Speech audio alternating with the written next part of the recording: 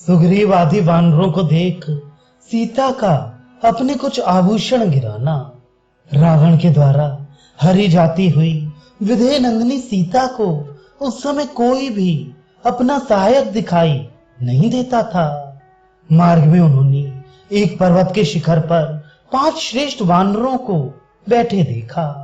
तब सुंदर अंगों वाली विशाल लोचना भामिनी सीता ने ये सोचकर कि शायद ये भगवान श्री राम को कुछ समाचार कह सके, अपने सुनहरे रंग की रेशमी चादर उतारी और उसमें वस्त्र और आभूषण रखकर उसे उनके बीच में फेंक दिया। रावण बड़ी घबराहट में था, इसलिए सीता के इस कार्य को वह जान ना सका। वे भूरी आंखों वाली श्रेष्ठ वानर उस समय उच्च स्वर से विलाप करती हुई विशाल लोचना सीता की ओर एकटक नेत्रों से देखने लगी। राक्षस राज रावण पंपा सरोवर को लांघकर रोती हुई मैथिली सीता को साथ लिए लंकापुरी की ओर चल दिए। निशाचर रावण बड़े हर्ष में भरकर सीता के रूप में अपनी मौत को ही हर कर लिए जा रहा था। उसने वैदेही के रूप में तीखे दांत वाली महाविशाली नागिन को ही अपनी गोद में उठा रखा था। वह धनुष से छूटे हुए बाण की तरह तीव्र गति से चलकर आकाश मार्ग से अनेकानेक वनों, नदियों, पर्वतों और सरोवरों को तुरंत लांघ गया। उसने तिमी नामक मत्स्यों और नाकों के निवास स्थान एवं वरुण के अक्षय गृह समुद्र को भी, जो समस्त नदियों का आश्रय है, पार कर लिया। विधेय नंदिनी जगत माता जानकी का अपहरण होते समय वरुणालय समुद्र को बड़ी घबराहट हुई। उससे उसकी उठती हुई लहरें शांत हो गईं। उसके भीतर रहने वाली मछलियां और बड़े बड़े सर्पों की गति रुक गई। उस समय आकाश में विचरने वाले चारण यूं बोले, अब दशग्रीव रावण का ये अंतकाल निकट आ पहुंचा है। तथा सिद्धों ने भी यही बात दोहराई। सीता छटपटा रही थी। रावण ने अपनी साकार मृत्यु की भांति उन्हें अंक में लेकर लंकापुरी में प्रवेश किया। वहां पृथक पृथक विशाल राजमार्ग बने हुए थे। पुरी के द्वार पर बहुत से राक्षस इधर उधर फैले हुए थे तथा उस नगरी का विस्तार बहुत बड़ा था। उसमें जाकर रावण ने अपने अंतःपुर में प्रवेश किया। कजरारे नेत्र प्रांत वाली सीता शोक और मोह में डूबी हुई थी। रावण ने उन्हें अंतःपुर में रख दिया, मानो मयासुर ने मूर्तिमती आसुरी माया को वहां स्थापित कर दिया हो। इसके बाद दशग्रीव ने भयंकर आकार वाली पिशाचिनी को बुलाकर कहा, तुम सब सावधानी के साथ सीता की रक्षा करो।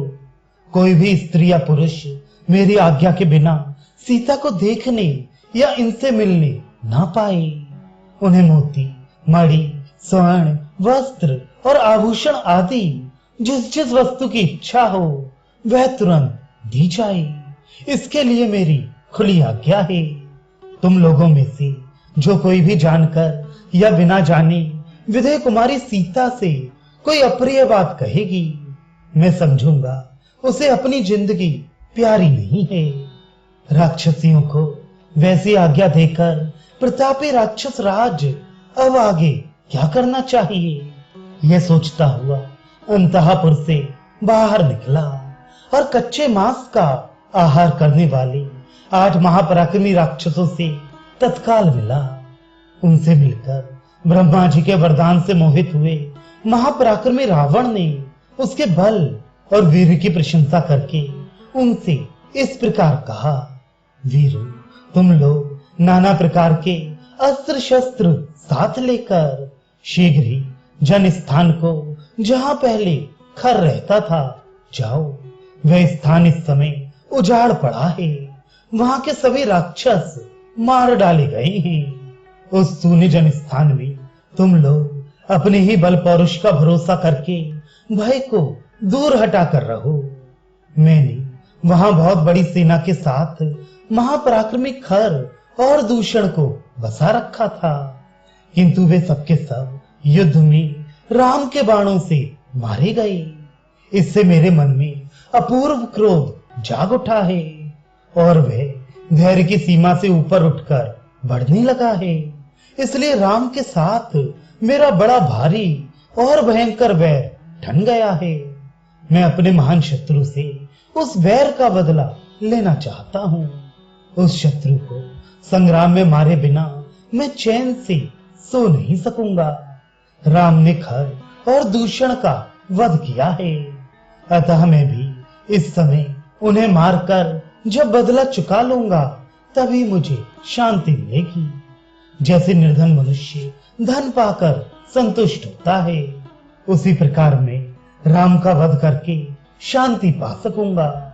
जन स्थान में रहकर तुम लोग रामचंद्र का समाचार जानो और वे कब क्या कर रहे हैं इसका ठीक ठीक पता लगाते रहो, और जो कुछ मालूम हो उसकी सूचना मेरे पास भेज दिया करो। तुम सभी निशाचर सावधानी के साथ वहां जाना और राम के वध के लिए सदा प्रयत्न करते रहना। मुझे अनेक बार युद्ध के मुहाने पर तुम लोगों के बल का परिचय मिल चुका है, इसीलिए इस जन स्थान में मैंने तुम्हें लोगों को रखने का निश्चय किया है। रावण की ये महान प्रयोजन से भरी हुई प्रिय बातें सुनकर वे आठों राक्षस उसे प्रणाम करके अदृश्य हो एक साथ ही लंका को छोड़कर जन स्थान की ओर प्रस्थित हो गए। तदनंतर मिथिलेश कुमारी सीता को पाकर उन्हें राक्षसियों की देखरेख में सौंपकर रावण को बड़ा हर्ष हुआ। श्री राम के साथ भारी वैर ठानकर वह राक्षस मोहवश आनंद मनाने लगा।